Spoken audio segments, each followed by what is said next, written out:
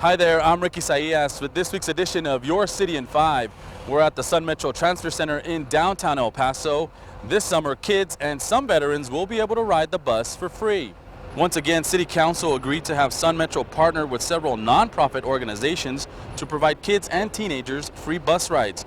From June through August, Sun Metro will provide free rides to kids who are enrolled with any nonprofit organizations that have summer programs.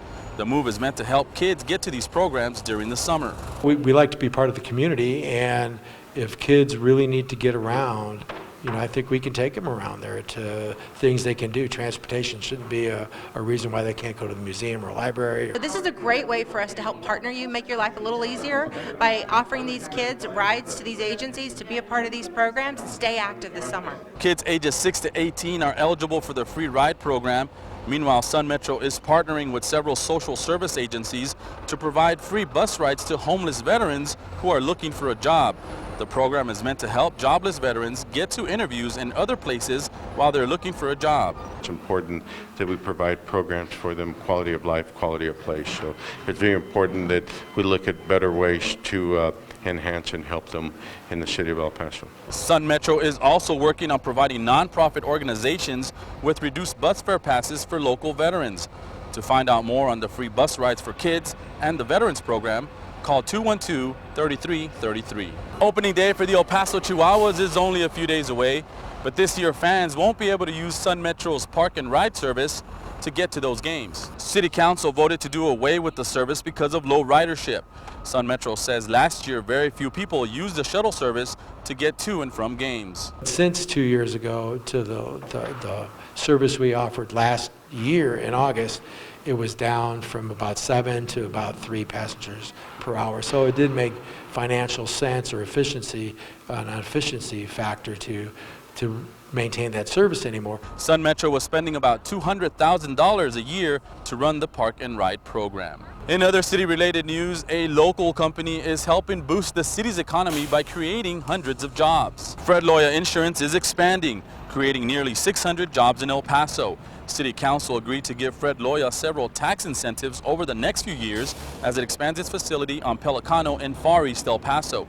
The announcement is part of Mayor Oscar Leeser's initiative to create more jobs and improve the city's local economy. Fred Loya has over 500 agencies, all across the country, and they picked El Paso to expand and retain the jobs, and that's really important to us. The fact that it's going to bring that many jobs in the community, it affects every single area. Fred Loya Insurance is a locally owned and operated car insurance company.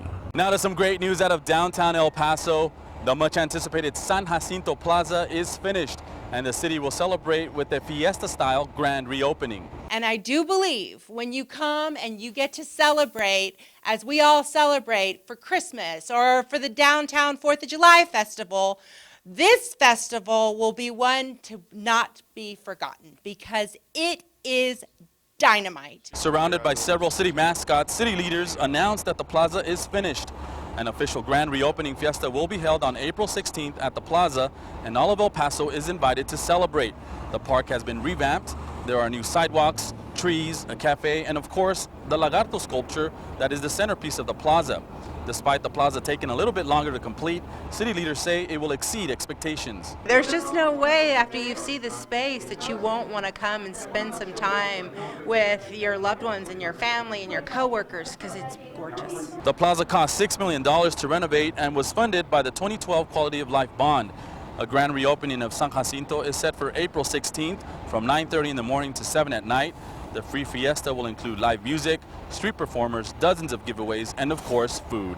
If you're looking for a peaceful place in El Paso to hang out, why not visit the city's Rose Garden? The 4-acre garden opened a few weeks ago.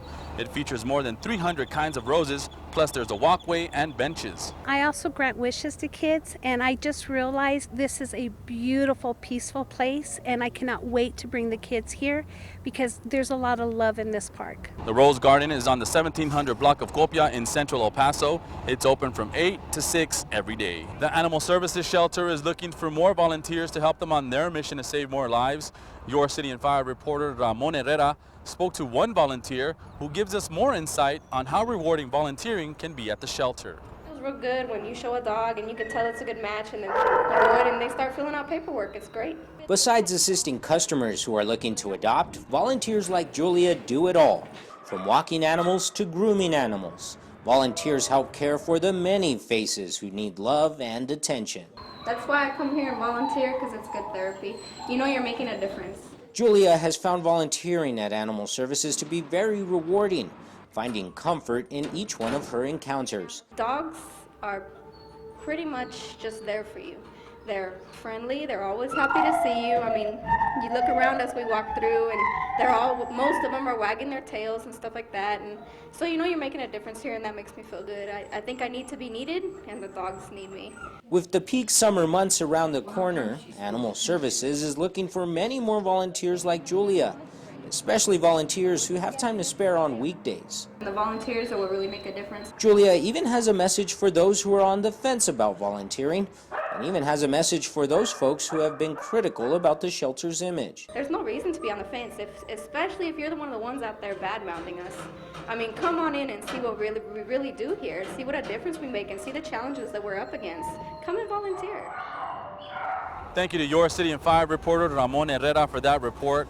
To find out more on how to become a volunteer at the shelter, visit epanimalservices.com and click on the volunteer tab. Also, keep an eye out for a low-cost clinic coming up on April 17th at the Animal Services Socorro Road Clinic. That's all the time we have for now, but remember, you can find out more about the city of El Paso by going online at elpasotexas.gov. We're also on Facebook and Twitter. For now, I'm Ricky Saillas with your City in 5.